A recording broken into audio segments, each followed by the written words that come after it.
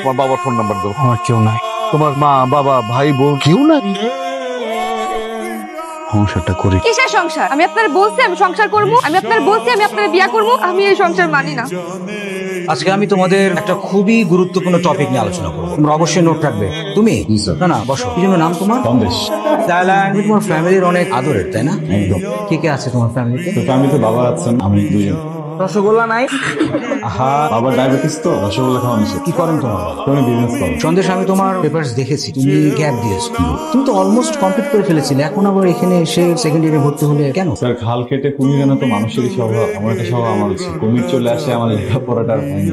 শাহিদ, তোমাকে কোনোভাবেই ফোনে পাচ্ছি না। আমার আগামীকাল সেমিস্টার ফি জমা দেওয়ার লাস্ট ডেট। আমি এইবার যদি সেমিস্টার ফি জমা দিতে না পারি, আমি হয়তো পরীক্ষা দিতে পারবো না, হয়তো আমাকে ভার্সিটি থেকে বের করে দিবে। স্যার স্যার প্লিজ স্যার, একটা সুযোগ দেন স্যার, এবারের মতো একটা শেষ সুযোগ দেন স্যার, স্যার প্লিজ একটা সুযোগ দেন। আমার বাবা খুব অসুস্থ স্যার, বাড়ি থেকে এখনো টাকা পাঠায়নি, বাবার ট্রিটমেন্টে প্রচুর টাকা লাগছে স্যার, স্যার একটু বুঝেন স্যার। বিষয়টা সেমিস্টার ফি নয় রোহি, তুমি যদি আরো লেট করো সেমিস্টার ফি দিতে তাতে কোনো সমস্যা ছিল না। ব্যাপারটা হলো তুমি একটা ফাঁকি বাজবে, ঠিক মতো লেখাপড়া করো না, তুমি ক্লাস ফাঁকি দিয়ে এদিক ওদিকে ঘুরে বেড়াও, তারপর আবার ওয়েবার নিয়ে বসে আছো। তোমার ওয়েবার আগামী সেমিস্টার থেকে cancel. Sir sir please sir, sir sir এবারের মতো একটা শেষ সুযোগ দেন স্যার প্লিজ। কতগুলো রিটেক আছে তোমার মাথায় আছে?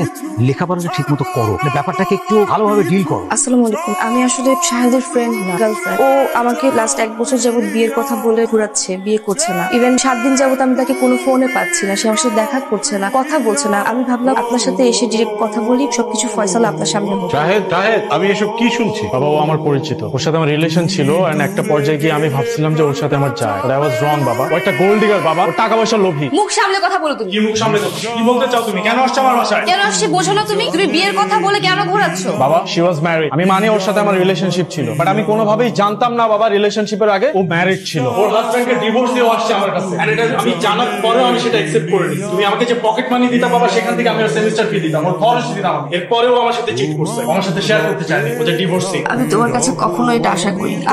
আঙ্কেল বিশ্বাস করুন, আমি লোভী না। আমি যা করেছি সবকিছু ওকে ভালোবেসে করেছি। আমার হাজবেন্ডের সাথে লাস্ট টাইম আমার বনিবনা হচ্ছিল না, আমি ওকে ভালোবেসে আমার হাজবেন্ডকে আমি ডিভোর্স দিয়েছি। তারপর থেকে আমি ঢাকা শহরে একা থাকি, ছোট একটা জব করি, ওই টাকা দিয়ে আমি নিজের সব খরচ চালাই। আর ও আবার সেমিস্টার ফি দিয়েছে, হ্যাঁ আমি স্বীকার করি, কিন্তু ওর কাছে আমি টাকার জন্য কখনো আসিনি। ওকে আমি ভালোবাসি আঙ্কেল। ও আমাকে প্রতিশ্রুতি দিয়েছিল ও আমাকে বিয়ে করবে, যার জন্য হচ্ছে আমি আমার সাথে লাস্টে যোগাযোগ পর্যন্ত করছে না, আমাকে টোটালি অ্যাভয়েড করছে। আমি এটা নিতে পারছি না আঙ্কেল, আমার সাথে এটা অন্যায় হচ্ছে। আমি শুরু থেকে বুঝতে পেরেছি যে তুমি একটা অসভ্য ফ্যামিলি থেকে এসো, না হলে এখানে এসে এসব কথা বলতে না। আমি এটাও বুঝেছি যে তুমি একটা আনএডুকেটেড ফ্যামিলি থেকে এসো। সেকেন্ডলি, তোমার এত বড় সাহস হলো কি করে? তুমি বিয়ে করেছো, তারপরে আমার ছেলের সাথে সম্পর্ক করেছো। তুমি আমাদের ফ্যামিলি সম্পর্কে জানো, আমরা কি বিলং করি, কোন অ্যাঙ্গেল থেকে তোমার সম্পর্ক, ভালোবাসা বা বিয়ের শাদী পর্যন্ত যাবে। আর তোমার ফ্যামিলি কোথায়? তোমার বাবা মা তো আমাকে এসে বলবে এই সম্পর্কের কথা। আমার তো মনে হয় তোমার বাবা মা আদৌ জানে না তুমি এরকম একটা জীবনে জড়িয়ে গেছো।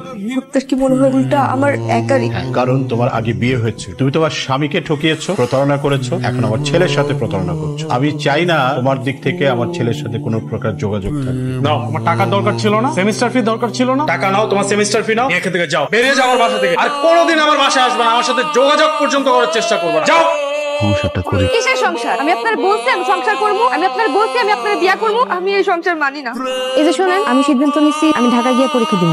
ঢাকায় পরীক্ষা দিতে বললি? তুমি স্কুল করছো ওই জায়গায়, কলেজ করছো ওই জায়গায়, এখানকার ভার্সিটিতে পড়ো? না, আমি ঢাকায় পরীক্ষা দিব। আচ্ছা ঠিক আছে, বুঝলাম। ধরো ঢাকায় তুমি গেলে, তো আমার তো কাম কাজ হবে জায়গা না, তোমার দেখাশোনা করবো কে? আপনার আমি আগেই বলছিলাম আমি আমার ইচ্ছা মতো পড়াশোনা করবো। আপনি যদি না পারেন আমার তালাক দেন, আমি যাইগা।